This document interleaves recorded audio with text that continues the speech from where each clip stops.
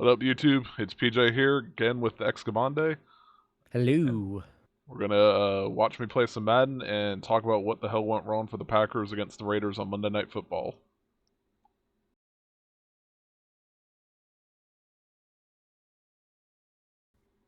Who are we gonna get?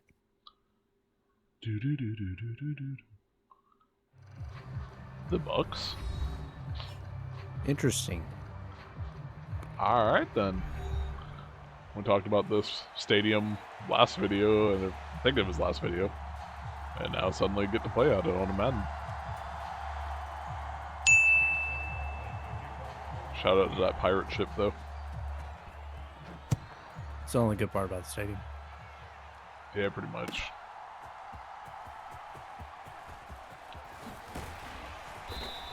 Well, made it past the 25, so that's positive compared to normal. Yep. But, alright, so before we kind of get into the Packers-Raiders game, we can go through the rest of the league real quick. So, we were actually recording last week's video during the Thursday night game between Chicago and Washington. And, Washington's coming off a competitive overtime loss against Philadelphia.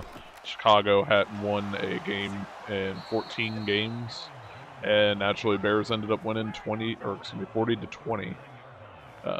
DJ Moore looking like a beast in that game, and Bears offense looks like they finally have something going with the Fields to Moore connection.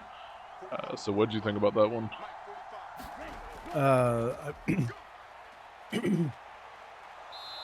It definitely seems like the Bears offensive staff has finally decided that, I don't know, letting Fields get some design quarterback runs and forcing him to have easy passes to DJ Moore to get things going works.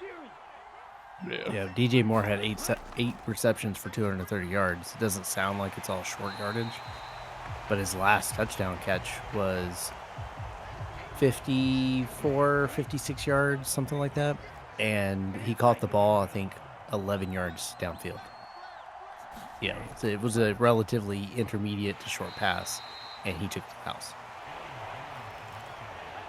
Get the ball in your playmaker's hands. Allow your quarterback to be comfortable. yeah. It works. It opened up the run a lot, and Herbert had 76 yards rushing on only 10 carries. Yeah, and didn't he end up getting injured during that game, high ankle sprain or something? I believe he did, but I mean the fact is he averaged 7.6 yards per carry before the injury. And even the other running backs were doing okay, even though they weren't as good, like talent-wise. Nice completion there. Thank you. Like, yeah, he had the saw blitz going, left the middle of the field wide open for me. Well, hopefully this pops real quick to Wicks. If not Wicks, then Watson. Watson it is. Not a bad play. Yeah, I'll take it. He was running goal line formation on that one, because I ran that play so much last night in the random game to warm up for this one.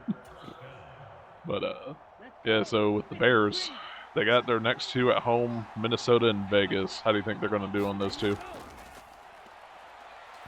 I think the Minnesota game will be a toss-up. The Bears have been doing much better, especially offensively, the last 2 weeks. Minnesota's just kind of been the same every single week. They've not looked terrible. They've just made a lot of mistakes at the worst moments. It's like they're always going to be within one score, and unlike last year, it feels like this year's been kind of the reverse of last year, where they find ways to lose it. Regressing to the mean. Yeah. So I think that game will be, on paper anyway, it should be close. As far as the Raiders game, the Bears team from the last 2 weeks should beat the Raiders pretty easily.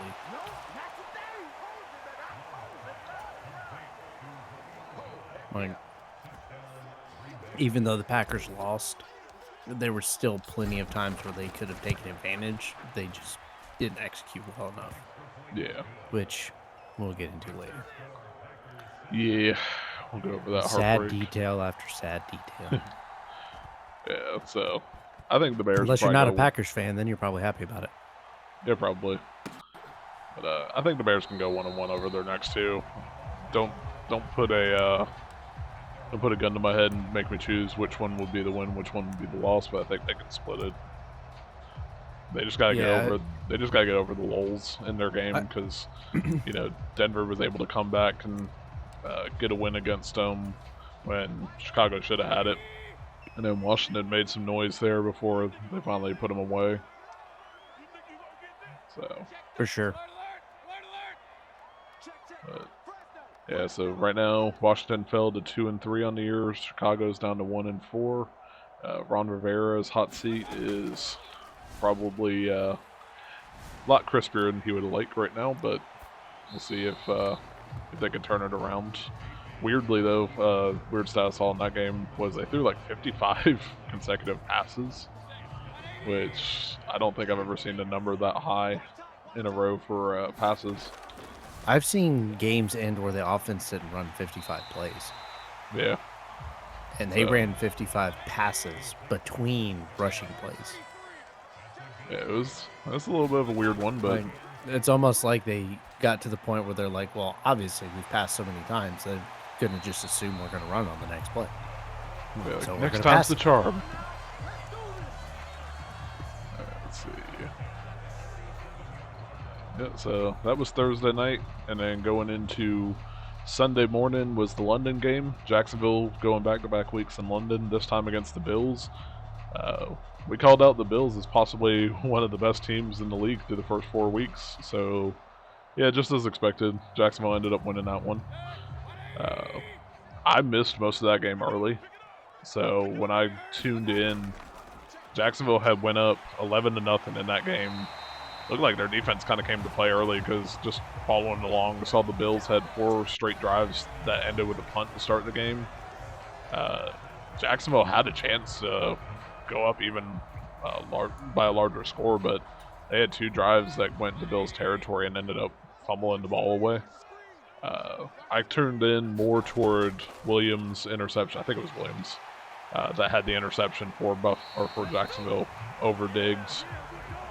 But it was like Diggs got open. Josh Allen couldn't quite get enough behind it to get to him. And then Williams just made a great catch. And then it seemed like all the offense in the world broke out at that moment because it was trading touchdowns back and forth over the next 4 drives, and we got that final score of 25-20 in that one.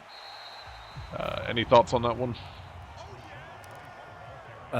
Jacksonville's defense is legit. Their offense still is sometimes hit or miss, but it's pretty explosive.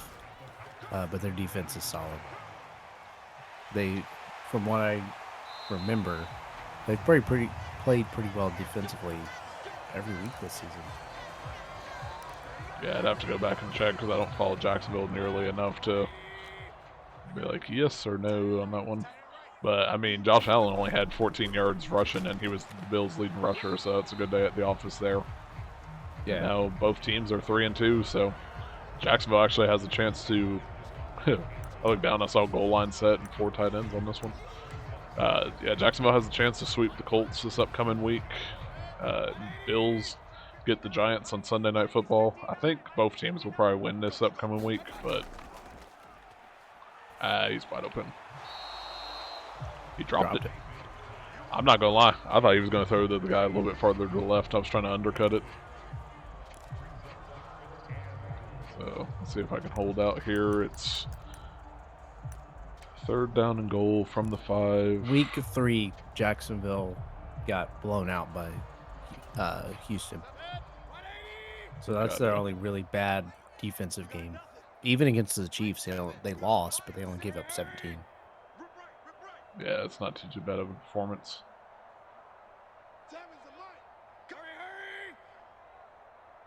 Man's making sure he sees the man-to-man coverage. Well, he doesn't realize his I had zone on, and it didn't matter. Nope. I didn't get deep enough. Blah. But You were controlling the key linebacker to that defense, yep, and you made a mistake. yep. Tell myself to get good. Get good. Then yeah, so 1 o'clock games. Atlanta and Houston. Atlanta gets the walk-off field goal in that one, win 21-19. That was a weird game. I didn't get to watch any of it live. I just kind of was following on Gamecast throughout the day because of fantasy football. But it was like Houston scored first, so it's 3-0. Atlanta answers back, gets a touchdown with Ritter on the ground, 7-3, and it seemed like from there on for the rest of the first half, it was just kickers and punters everywhere. I pulled it up. The last 9 drives of that first half ended with 2 Texans field goals and 7 punts in that game. Yeah, defense showed up. Yeah. The Falcons ended up losing fumbles on their first 2 drives of the second half, but Houston could only get 3 points out of them. Then the Falcons got another touchdown and a field goal on their next 2 drives, so they had a 18-12 lead. Texans get the touchdown late with 2 minutes left, or just under 2 minutes left. And then Atlanta was able to answer back with a field goal to steal the win right at the end. And I know the feeling, Texans fans, because that sucked in week 2. But yeah, I haven't watched Houston too much because they're not really ever on over here. Stroud looked pretty good though. Whenever I get to actually watch them play. Mm-hmm. I think I saw the stat was he set the NFL record in this one for most pass attempts without an INT to start their career. I think he's up to like 186 or something like that. Yeah. But yeah, I mean, he looks like he might be the person that kind of leads them back to at least what it was when J.J. Watt and all them were there. So I don't know. 4 years ago. Yeah. I don't know if you got to see any of that one or have any thoughts No, extra. I don't really have any extra to add.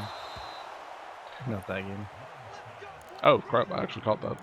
I saw the ball pop out at the end. I thought it was an incomplete pass. So I was like, yeah. But, yeah, so with that one, Atlanta ended up going to 3-2. Houston's at 2-3. Houston's got the Saints next. And Atlanta's actually got Washington next. So. Whoop, get off me. What is you doing? That second juke was weird. It was. But it somehow worked. That's the way to do it. Alright, let's see if I can work some AJ, or not AJ Dillon, Aaron Jones. I went initials in my head, but then I was like, oh yeah, AJ Dillon too.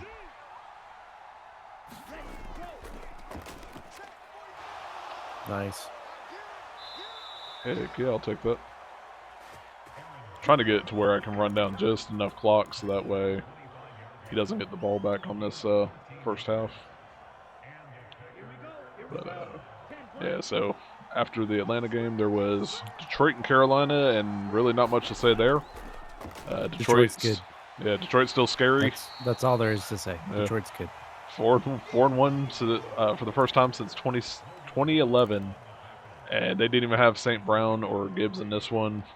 Hutchinson was still a beast. It's always a sign of a good team when they easily take care of a bad team, and that's exactly what the Lions did to the Panthers. Yep.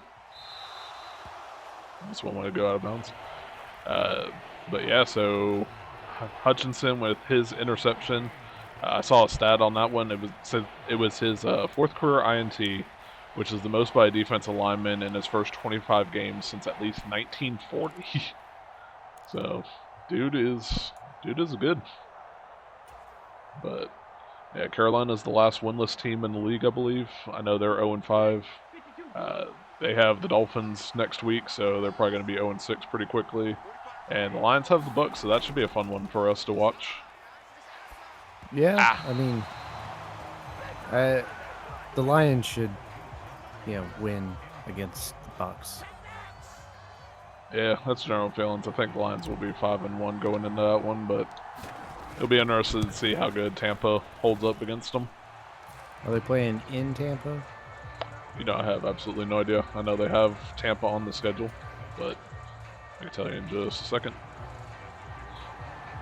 It is at Tampa, so right where we're playing on this game right now.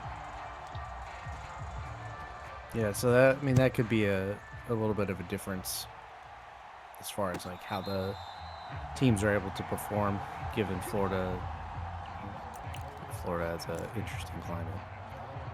Yeah, it sucks down here, man. This week hasn't been too bad though. Could have been better. Could have been better, but I will gladly take it not being 90 at this time of year. Let's see if I can keep him from getting on the board before the end of half. That's not a promising start.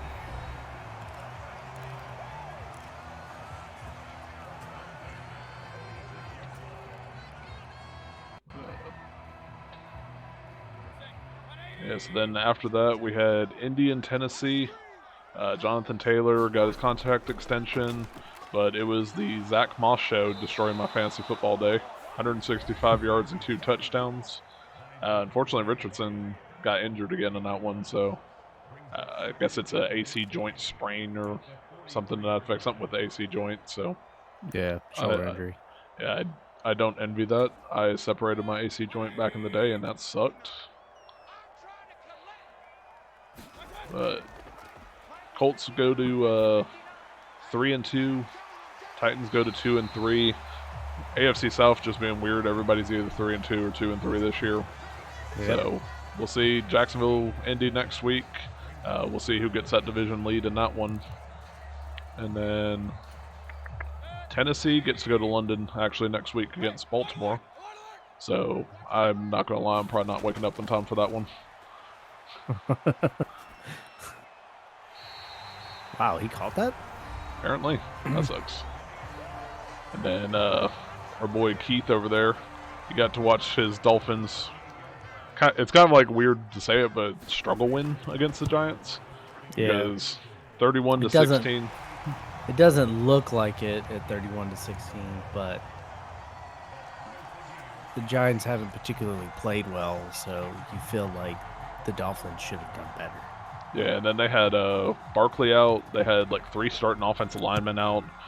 I remember we were joking on our fantasy football Discord where it was like, man, it looks like, the Giants are running in quicksand with all this, but yet, Dolphins had a chance to go up 21-3, and all of a sudden there's a 102-yard pick six going the opposite way, and that was the Giants' first half touchdown all season. So it's like, oh geez, like, are they actually going to do it? And then the answer was quickly no. Yeah. Yep. The Dolphins are who we thought they were. Yep. Except this case is actually true. Yeah, and then the running back, H.N., he became the first. I saw the stat. He was like the first running back in the Super Bowl era to get 7 touchdowns in their first 4 career games. But then we find out he's injured, and it seems serious during the middle of that. So yeah, because he got put on the IR today or yesterday.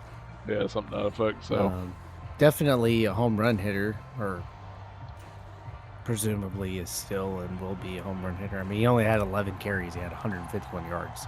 Yeah, it's insane. And then the week before that, I think he had 8 touches and got over 100 yards. Yeah, it was great for you in fantasy football, wasn't it?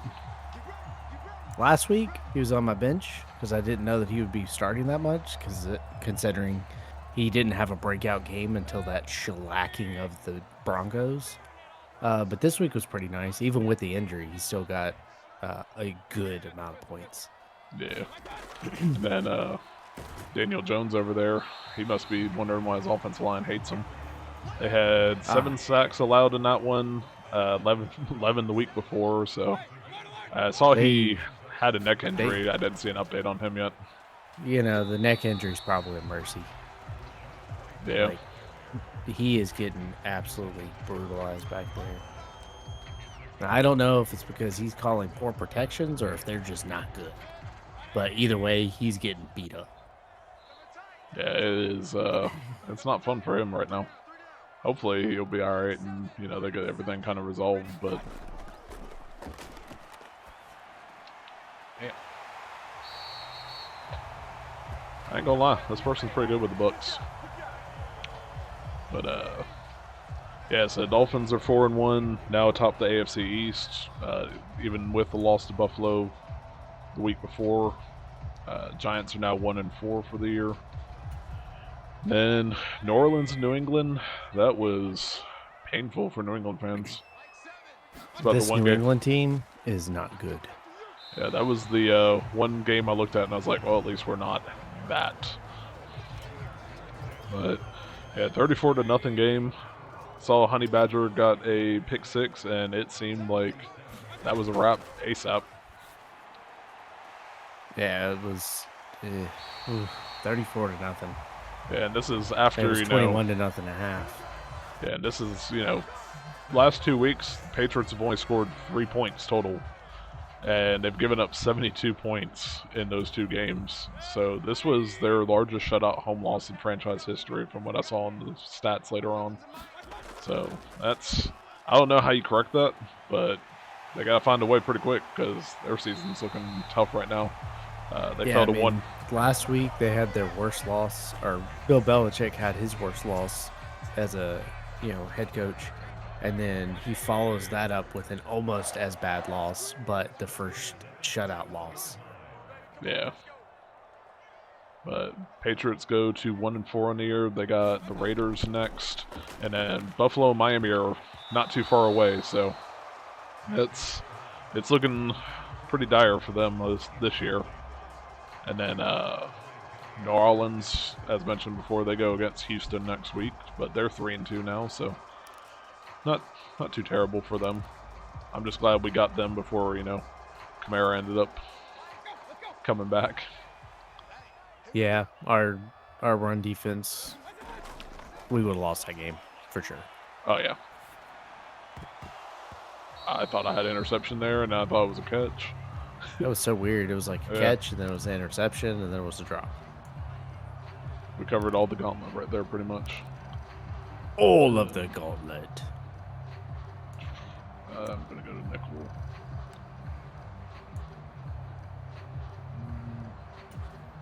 Let's do this. I'm going to see if I can get the stop here before I start next game. Let's go. Let's go.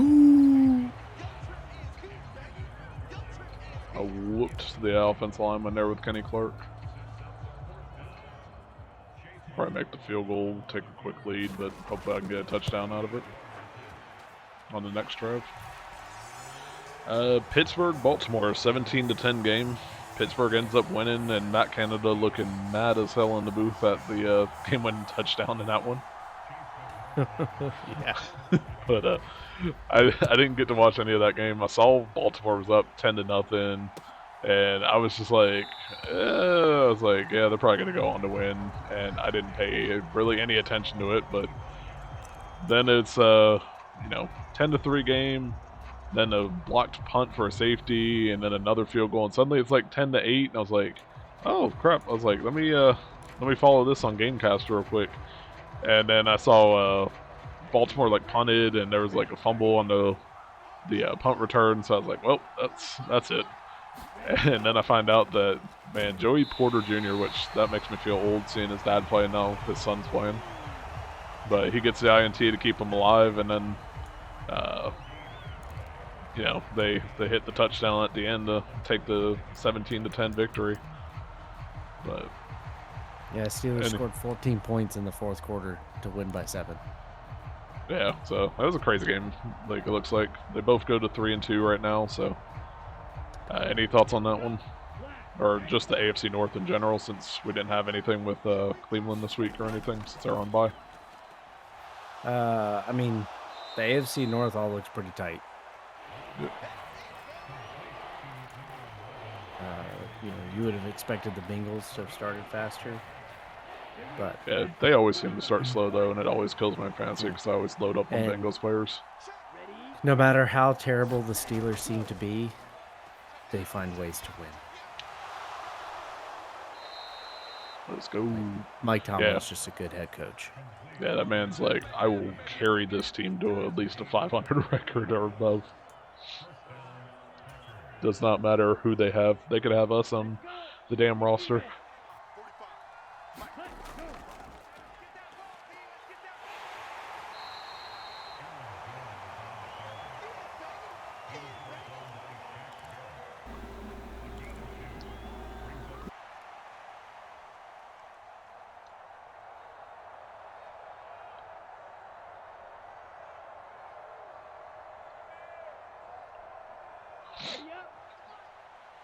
Let's see if I can get something right before the end of the quarter here.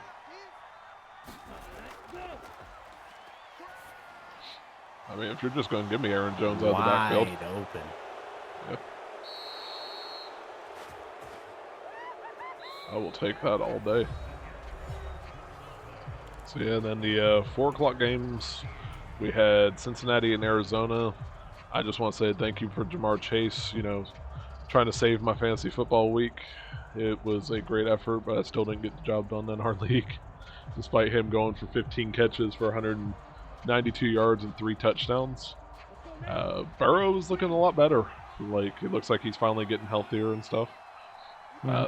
Cards were competitive, though. They tried to take the lead at one point in I think it was like the 3rd quarter, but just a couple turnovers. James Conner going down with the knee injury. They didn't get it done, but between that game and seeing them against Dallas earlier this year, they play hard. Just one of those results might be coming a little bit later.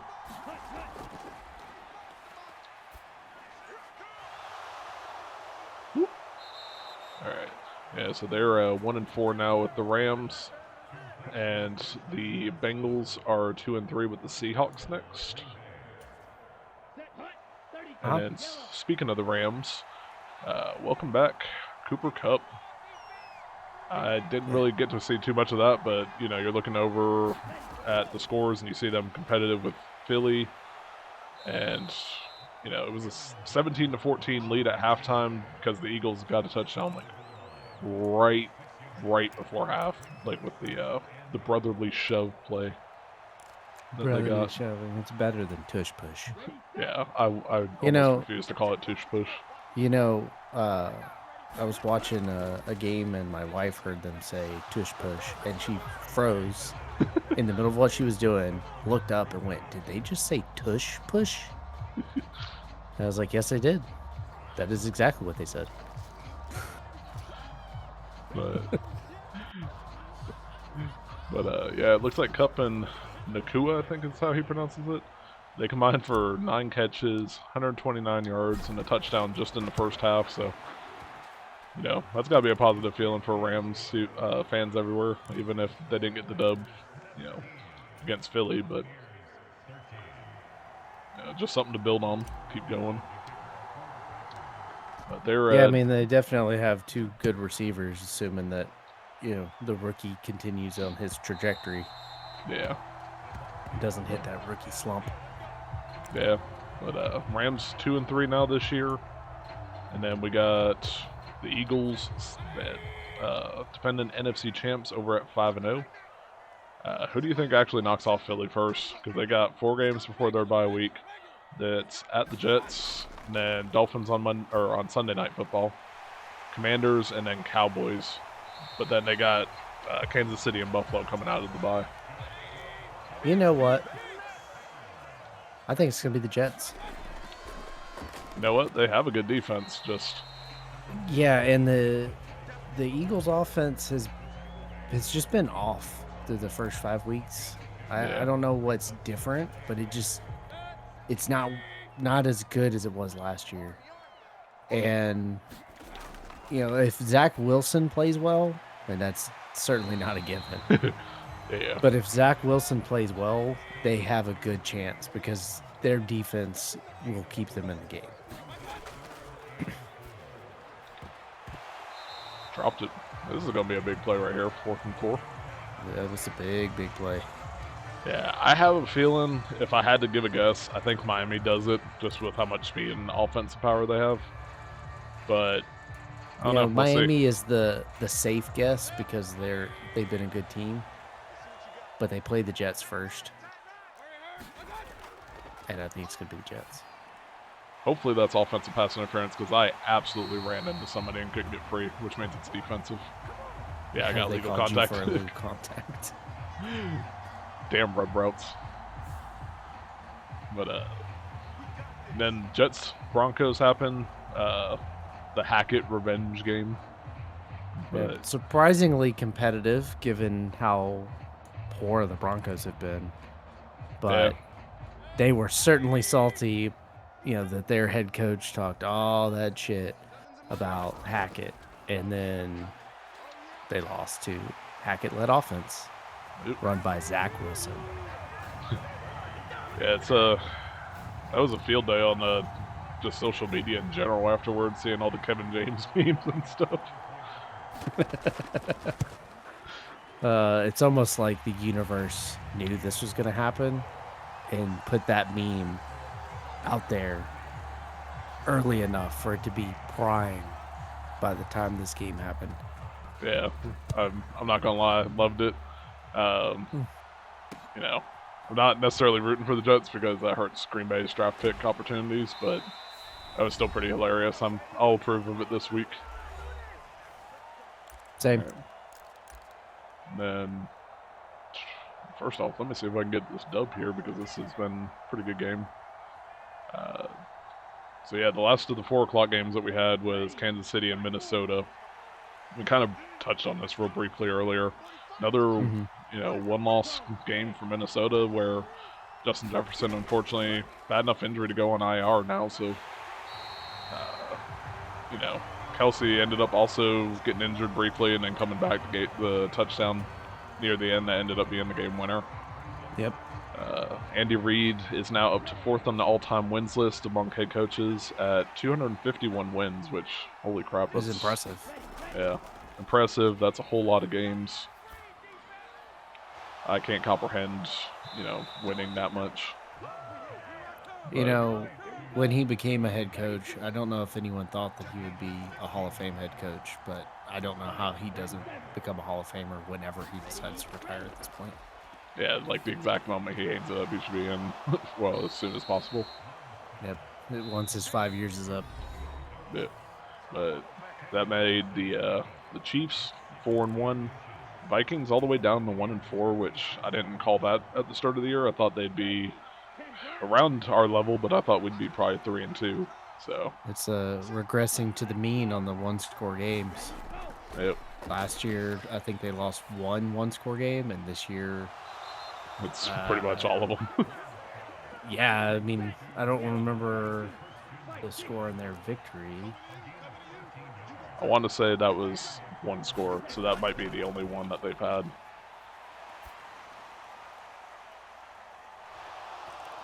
Let's go! The scary part now is actually holding them off in those last 33 seconds. Yep. And yes, technically their win was 1 score because it was 8 points. Okay. Yeah, I was thinking it was because I remembered the pick 6 when we were joking about that, but... Yeah, so they're 1-4 this season, and all 5 games have been 1-score games. Yeah. So it's literally just becoming the opposite of last season at this point. Yeah. Will it stay that way? Don't know. But through the first 5 weeks, that's exactly what's happening. Yep. And then to close off the Sunday slate, Sunday Night Football, it is our childhood rivals outside of the NFC North, obviously. Dallas and San Francisco. And holy crap, San Francisco, you are scary. That was not a game. Yeah, that was a slaughter.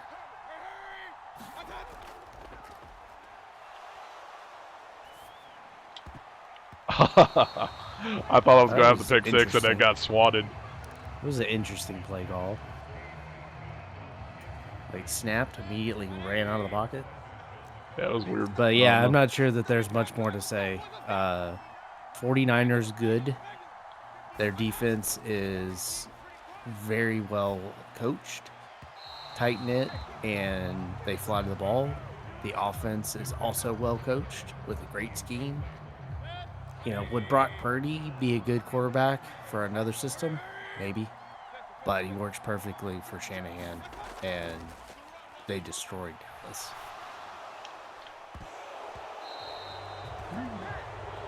Yeah, I saw Prescott had called it the most humbling game he's ever played, and I was like, yeah, I've seen Green Bay lose a few of them like that, and that's, it's never a good feeling.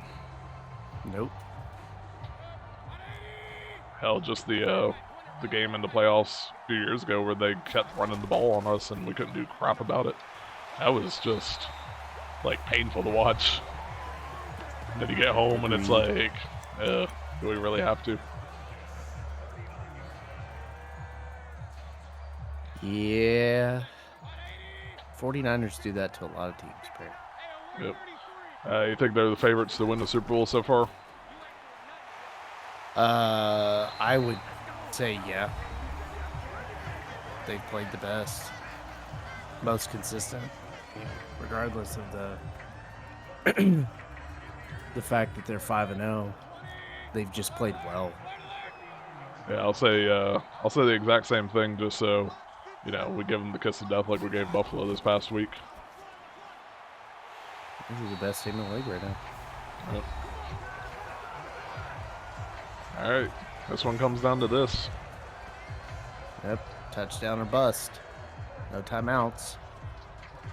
It's either going to be the quickest play in history out of bounds or a touchdown. Or in our case, hopefully not a touchdown. Yeah, I'm trying to prevent that right now. You know what they say about prevent defense. Tight end set? Interesting. Yeah, I feel like they got to be going to the sidelines here.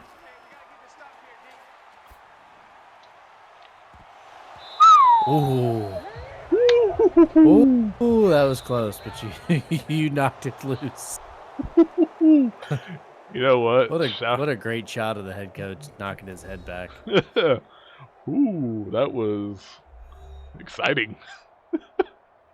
Well, shout out to Lex Fades, because that was a good game. I actually enjoyed that a lot. Yeah, it was a good game.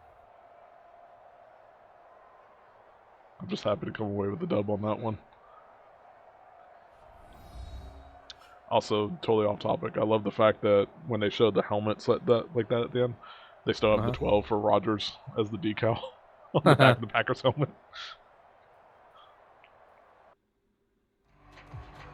Well, home team. Kansas City. Ooh. Explosive offense. It depends on who uses it, though. I've had people that they get the Chiefs and just absolutely do nothing. Well, you're playing against an amused ostrich, so you're in trouble. Yeah, pretty much. You know what? I'll take that tackle kickoff. Animation. They gave you like an extra 4 yards. I'll gladly take it. I ain't even mad. Well, at least at that, Monday night, that's a different story. So, I guess we should probably talk about it. That was not fun. I'm sad. Yeah, I posted on some of the social media ones or my accounts and stuff, and I was like, I'm so depressed I can't even blink. Yeah, I mean, the Raiders have not been a very good team, and losing the way we did, where we just looked terrible everywhere, it hurts. Yeah, like, you're facing the worst rushing offense in the league, and you give up nearly 100 yards, which was somewhere around 30 yards more than they were averaging. So their rushing offense was massive improvement against our defense. Garoppolo, he did have the one turnover, but for the most part, he was pretty clean. Had 200 yards passing, touchdown. Can't really fault him too much on any of that. He was exactly what Jimmy Garoppolo generally is. Solid. Yeah, I think the thing that's so annoying is just, like, I even called him out in the predictions last week, because I thought Green Bay would do better, but I also thought we would have Aaron Jones on offense and stuff at the time of recording and everything. That's true, too, yeah. I mean, you assumed if he played against the Lions, why would he not play against the Raiders? Yeah, which was, like 11 days later or whatever. Yeah, so the fact that he didn't play would have probably changed my prediction a little bit, but I would have probably went more toward, like, 24-20. I was very bullish, and I was wrong. I was very optimistic in my projection, but Yeah, I was wrong. I was very, very wrong. Yeah, and like overall, the defense did about what I expected them to do because I think I called 31 to 20. They only gave up 17 with 2 missed field goals from the Raiders, but also getting the short end of the stick on Love having just that one That absolutely first terrible. interception was I did not terrible. see Edwards right on cue through Oh, an interception. you're trying to be real, Jordan Love? You just throw it right at him? Yeah, that's exactly what I did for the video, guys. Not because I'm blind as hell. Whoops. Bro. Yeah. Like I spotted him after I came off the slant and I looked down and I was like, shoot. So, yeah, it was, I wouldn't even say it's a humbling experience. Like, they just played bad.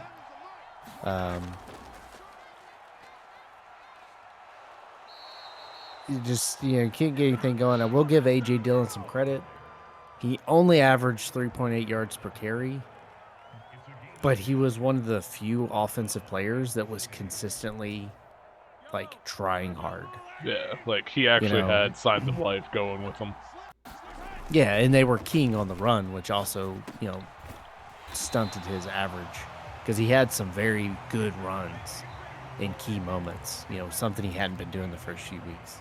Yeah, and I know the Raiders defense wasn't great on the run defense portion of it, but you got to take advantage of what you're given. And, that, and you hope it just kind of builds momentum going forward, especially now that Patrick Taylor just got released. It looks like he's not being brought back to the practice squad. Yeah, which is an interesting decision. I don't know what led to that. I mean, obviously Patrick Taylor wasn't super great, or he would have been on the active roster the entire time. But this is what it is. Yeah, Jordan Love, 16 for 30. So still with the 55-ish % completion percentage. It's not great. Only 182 yards, 3 interceptions. It was a poor day at the office for Jordan Love. I will say, I'm glad that Christian Watson is at least seemingly healthy. He did not look as fast as he has. I think he's still favoring that hamstring. And there was a few deep shots where it looked like he kind of pulled up and didn't actually run the whole way, which may have affected how the play ran out. And I'm glad that Musgrave is not gaining a whole lot of yards, but he's consistently targeted. Your tight end is supposed to be your young quarterback's, security blanket. Right. And I know that Musgrave is a rookie, and Jordan Love is just a young starter because he's only been a starter for 6 total games, including the Chiefs game. Did he just nail the ball? He tried to quarterback sneak, but it was instantly just stuffed. That was an interesting animation. Yeah, quarterback sneaks on this game have been absolutely terrible. I quit running them. I don't blame him. I have a feeling he's going to try to do some sort of rollout here, so. Or just walk in, fullback, dive. The tight end. Nah. Tisk. Yeah, I figured he would try to roll out and hit Kelsey after the first 2 fails, but he did not. Yeah. I did watch JT O'Sullivan's QB School video on Jordan Love's performance, and I was definitely down on him after the game because it seemed like he was making some pretty poor decisions. After watching that video and him actually being able to break down the plays using the 22-man camera, Yeah. There's a lot of other issues, and I don't know what is going on with the Packers offense, but the plays and the execution that they had against the Bears and against Atlanta and even somewhat against the Saints, it's just like it's gone. It's like the Lions like destroyed them, and they just forgot how to play. There were several plays where it appears that either a receiver, one of the receiving options ran the wrong route, because you would have two people running almost an identical route 5 yards apart. Yeah. So they're like literally together, and one defender could cover them both because they're too close. You had plays where there was multiple guys in general just running to the same general area of the field. I know there was a play in the fourth quarter where there was 3 options that all ran to the middle of the field, but they all ran routes and curls. So they all ran to the middle and stopped. So now the middle of the field is completely filled with defenders and Packers receivers, and Love only has 2 more options to throw to, and each one of them is on the other end of the outsides, completely cutting off, easily a third to 50% of his play area, because the guys are just all together huddled. There was also several plays where the play call was fine, but the execution was terrible. Right. Guys missing blocks, particularly the tight ends. Yeah, There which were a few. that's not unexpected, especially rookie tight Yeah, ends and there was a couple plays where Musgrave was held in to chip Crosby, and he just completely whiffed on the chip. Like, Crosby just ran around him. It's like he wasn't even there. But now, because he was trying to chip, he's out of position. So he's not available. It looked like he totally just grabbed that man's junk. yeah, it did. Like, bam, that's mine. Sundays are for the boys, I guess. So. Or Saturdays, I guess, if you're in the Barstool Sports crowd. I suppose. Yeah, he just completely whiffed. But because he was trying to get the chip, he's now late to get out to receive a pass, which if he successfully chipped him, that's not a problem. But because he missed the chip, it's a problem. There was one screen play, and Love should have thrown a better pass. It was a bad ball by Love.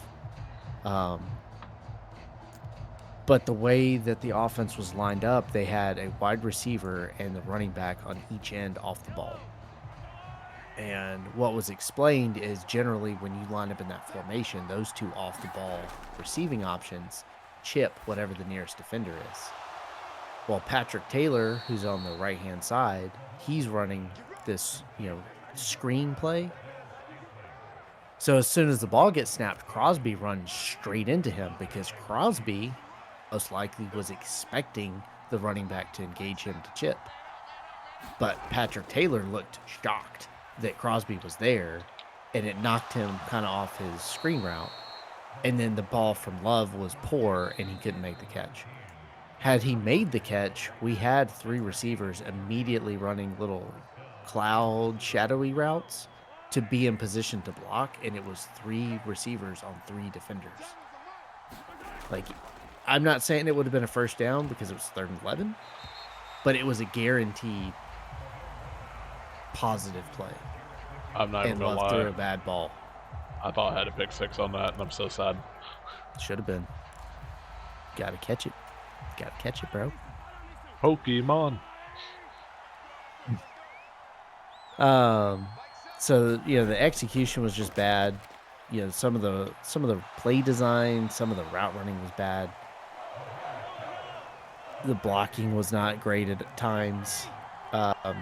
Love's deep ball inaccuracy is a real big problem. You don't have to hit every deep ball, and we've seen with Aaron Rodgers the last couple of years that he's really struggled to hit those deep ball plays. But Love is like consistently missing, and they're not like positive misses, they're negative misses. The ball is being underthrown, or it's being thrown to where a defender is able to make a better play than the receiver. I'm not a quarterback coach. I couldn't tell you exactly like what he needs to do to throw the ball further, or how he needs to, read the play at hand to get the distance out of the pass that he's looking for.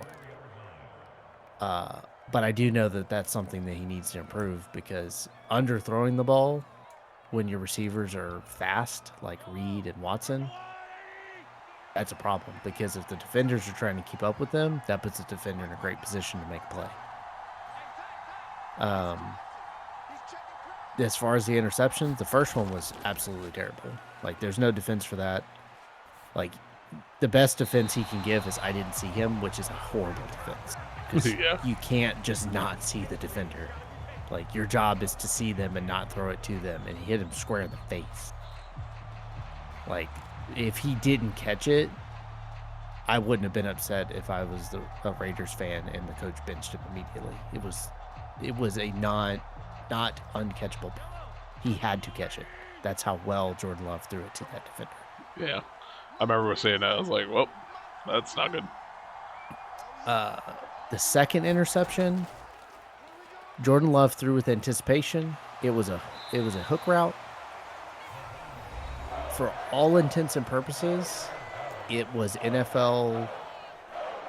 I don't want to necessarily say NFL open, but it was NFL good enough. And Jordan Love's pass was solid, but the defender, one, made a great play, and he actually broke on the pass before Christian Watson did, which you never want to have. But two, Christian Watson really didn't try to get back to the ball, so the defender easily bodied him out of the way and tipped it up, and it got intercepted by the same guy that caught the first interception. For interception number 3, seeing the all-22, there was definitely a better vision of it than what I saw in the live TV feed. I thought when I watched it live that he could have run to try to gain some yards. He really couldn't. There was 2 defenders barreling down on him. He would have gained at most maybe 3 yards if he had run. Watson was running past the defender. Watson was open initially. However, one, he underthrew the ball again, which allowed the defender to make a play on the ball. 2, I'm not really sure how he could have squeezed that ball in unless he just threw an absolute laser, which is hard to do when you're running to your weak arm side. So in this case, Love was running to his left, and you're throwing on the run. It's really hard to just shoot a laser in there, especially at that distance. It's not like it was a 5-yard pass. You're just throwing 25, 30 yards down the field, something like that. But it shouldn't have been underthrown. And 2, Watson didn't really try that hard to get back to this one either. He's a big receiver. He should be strong enough to high point a ball, but he just didn't. It didn't look like he tried. The defender pushed him a little bit. Maybe it was a penalty, maybe it wasn't. Referees didn't call it, so it doesn't really matter. He pushed him a little bit, and he just didn't fight it. He just let him. He just fell. Yeah, which also too, the fact that we even had the ball in that scenario was ridiculous by the Raiders for not going for it on 4th and 1 and missing the field goal from 52 out to start with. Yeah, I mean, you were gifted an opportunity to win the game, and even though Love threw an interception, and that when he watches the game film and he sees Torrey running wide open about 15 yards in front of Christian Watson, that he wishes that he had seen him going across the field, because it was an easier throw. He's running to the sideline. He's literally open. I mean, there's no way that the defender covering Watson would have gotten back to him to make a play, and none of the other defenders would have made a play either, because they were either too shallow or already behind him. He just didn't see him.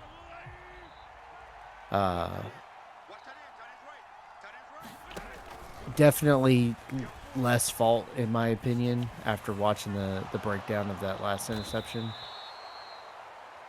But he certainly still needs to throw it further. Like, it's inexcusable for him to consistently be throwing these balls short. And we know he can throw it deep because earlier in that game, he attempted a 60-yard pass. It was incomplete because he missed the throw. Christian Watson was running from the left side of the offense towards the post, and he threw it outside of Christian Watson's left, which is a really hard catch to make. If he had missed that ball about 3 yards inside of Watson, I think Watson makes the catch after watching the replay. Jordan Love missed, and he missed to the wrong location, and it was incomplete. But the pass was like 60 yards in the air. He can throw the ball far. It's just for some reason he's just misjudging where he needs to throw it, and he's throwing it short. Yeah, the accuracy has just been rough. Like, I think if he starts hitting that deep ball, that's going to open up the middle of the field a lot more for him, and hopefully that'll start helping, get back to what we had going the first couple weeks, because they always say, like, when you have a new quarterback in, those first couple of games where there's not really a whole lot of tape on you, those tend to be, your better games, and now that there's film on you, teams are going to start adjusting and everything, so. Yeah, they say it takes 3 games to have enough tape to game plan, and I would wager most teams are throwing out his Chiefs start, given the situation of him starting that game. Yeah. So they're probably not really using that much to game plan. But the first 3 games this season, they're definitely using the game plan. And the Lions and the Raiders took advantage of it. And I also think that some of it is Love is getting jumpy. He doesn't look as comfortable the last couple games as he did against the Bears or even the Falcons. Yeah, it's definitely been. He needs to settle down. Whatever is in his mind that will allow him to settle down, he needs to find it, because that's a huge part of it. If you're jumpy and seeing ghosts, you're gonna struggle.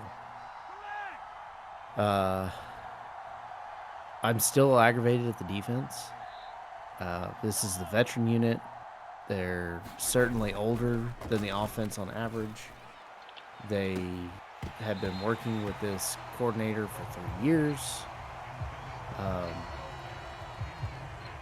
Realistically, the defense should be like at its peak between year 2 and year 3.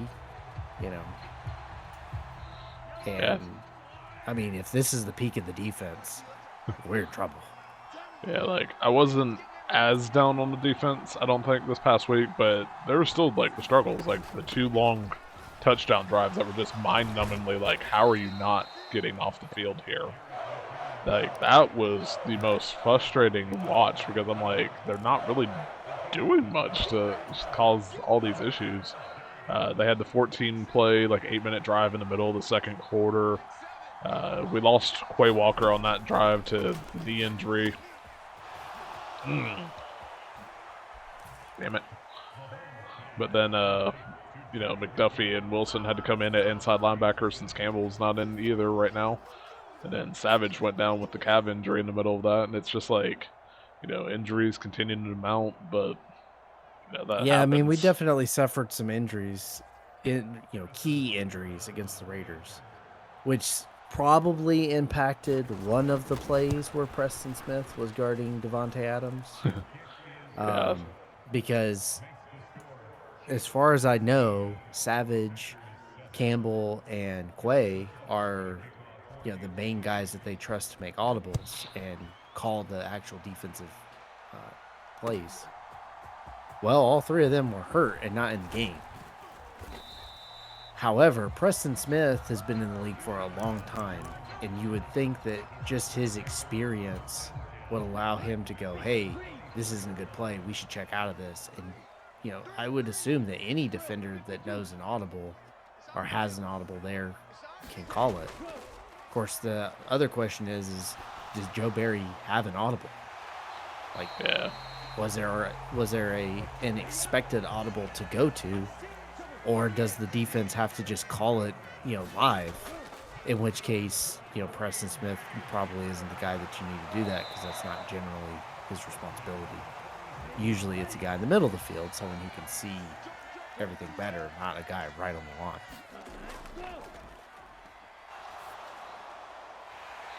Welcome to the Christian Watson show right here at the end of the third quarter. That's probably 1,000 paper cuts. But yeah, I think the biggest thing for me is just the offense trying to get it back going because these slow first halves are just absolutely killing them. I mean, it's going to start with the run game being better and Jordan Love being more accurate. Yeah, if they can. At the end of the day, it doesn't matter how great you block. It does matter how poorly you block, but it doesn't matter how great you block. It doesn't matter what play LaFleur calls. If Love can't hit the pass or they're running the wrong routes, the plays are not going to work most of the time. And there's evidence of all of that LaFleur is calling plays that don't make sense. Receivers are likely running wrong routes, causing plays that may have made sense to now not make sense.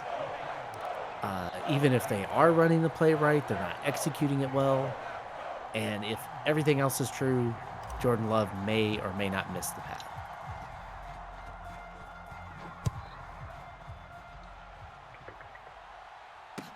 I'm a Packer fan. It hurts. And it's not like we haven't seen a Hall of Fame-less offense, because even though Favre really never missed time, once he came into the starting role, Aaron Rodgers has missed time, and we've seen how the offense can be without our Hall of Fame quarterback. So this isn't new to watch the offense struggle, but you don't have a Hall of Famer waiting to get healthy to come revive it. They are going to have to fix their execution. And if they fix their execution problems, I think they'll fix everything else. If all the receivers are running the correct routes, then Jordan Love can consistently throw to where he knows they're supposed to be. If they're making the blocks that they're supposed to, particularly your running backs and tight ends, even if that slows down the development of the play, that's expected. If you miss the block, now the play is slowed down and Love is rushed. And most quarterbacks don't do well when they're under pressure. That's the whole point of blitzing. So if they can clean up the execution errors, I believe that the other stuff will just fall in line. Love is probably going to need to spread the ball out a little bit more. Looking at the last game, Watson had 7 targets, only 3 catches. Musgrave had 7 targets, 6 catches, but only 34 yards. DeGuara, Sims, Wicks, and A.J. Dillon only had 1 target each. Jaden Reed only had 2 targets. Patrick Taylor had 5, but he only had 2 catches. And Dubs had 4 targets with only 1 catch. So it's very heavy towards Watson and Musgrave when they're healthy. Maybe part of that is design. Maybe part of that is, Musgrave is the safety blanket, Watson is the deep shot, and Love wants to take the deep shot, and if it's not available, he goes to the safety blanket. Regardless of how that works out, you need to spread the ball around more. Like, even Garoppolo, with his targets in that game, Jacoby Myers had 10 targets, by far the most. The next is Devonta Adams at 4, Josh Jacobs had 5, Michael Mayer had 3, Austin Hooper and Hunter Renfrow both had 2. So even though the targets distribution is literally the same, because they both threw 29, it's more evenly spread out once you get past that number 1 guy. Now, granted, I don't know why Devonta Adams didn't have 10 targets, but Jacoby Myers did have 7 catches for 75 yards and a touchdown. It's not like he was poor with the targets he got. Love has to play better. The offense as a whole needs to execute better. Those two alone will probably fix most of the problems. Probably 80, 85% of the problems. Just let them run, guys. Just let them run. That was terrible. Yeah. But that alone will probably fix 80 to 85% of the offensive issues. And if they get that cleaned up, maybe Matt LaFleur opens the playbook a little bit and uses some of his more exotic plays that, are better plays for the situations. But right now, he's afraid to use them because he expects those to get blown up. So he goes with something way more conservative, but it also doesn't work because it's too conservative. Yeah, it's one of those where I'm hoping, Denver's next on the docket after a bye week. That just, hopefully that's the get-right game. Like, I thought the Raiders would be the get-right game, but it clearly did not go as planned, so... Yeah, I mean, after the Lions punched him in the mouth, I really expected them to come out and play better against the Raiders than they did. I'm hoping that this was a humbling experience and that they'll learn from it.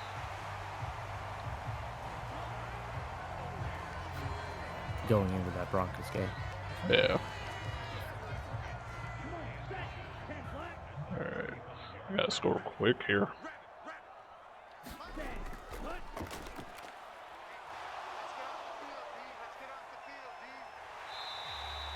Fortunately, we're on a bye this week, and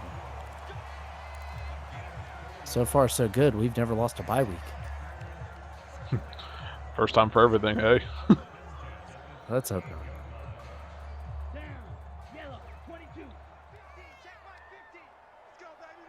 Alright, let's go into the 2-minute warning no matter what.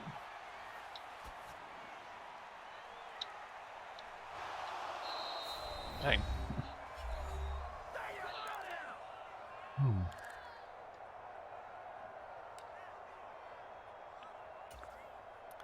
All right, you need a touchdown here, buddy. Yeah, pretty ace up. I could not stop Kelsey in this game, just like, real life with the Broncos right now. For everybody else, like, we record a lot of these videos on Thursdays. And that's game. Yep. Same dude got me twice. Good. Well, that sucked. Rip. Well, hopefully, this bye week is their get right week for the Packers. But any final thoughts on just the week in general for anybody? For anybody? Yeah. San Francisco's scary. Lions are scary. From the NFC side, anyway. Yeah. AFC side, I mean, I guess Buffalo's scary, but a little suspect after the Jacksonville Jaguars beat them, even if it was in London. And we all know London games are weird. Yep. Chiefs keep winning just like we expected. Dolphins look good. I think the top end of each league is gonna be tough. Feels like a lot of mud right in the middle. And then a few crappy teams in the end. Yeah. Oh, why does Love look so excited? You just lost, bud. Yeah, I don't know what the heck that was. But, yeah, I think just in general, San Francisco is still, the scary team of the NFC. I think, unless something changes in a hurry with injuries or something, they'll probably be, the NFC reps. Not to discredit Philly at 5-0, but when you watch them go to overtime against a team that ends up losing by 20 to the Bears the very next game, it's hard to be as excited. Just hasn't been the same. Yeah, and I mean they still got plenty of time to come back and make it work again. They have plenty of time to work it out. They have plenty of time to work it out, but right now it seems suspect. Yep. I can't believe I'm saying this, but go Bucks on Sunday. Beat out the Lions. Can you imagine them actually being 4-1 as the NFC South leaders? No, that's surprising. Baker The Mayfield, baby. division's been pretty rough, and the Bucks have played better than I expected. Yeah, same. Uh, Trying to think too. I don't think we mentioned the Chargers once in this video, so shout out Charger Nation. I don't even know what the hell they call themselves. I'm guessing Charger Nation. We'll go with it. Sure, Charger Nation. But yeah, so all right. If we don't have anything else, I'll go ahead and say go Pack go, and we'll catch you next time.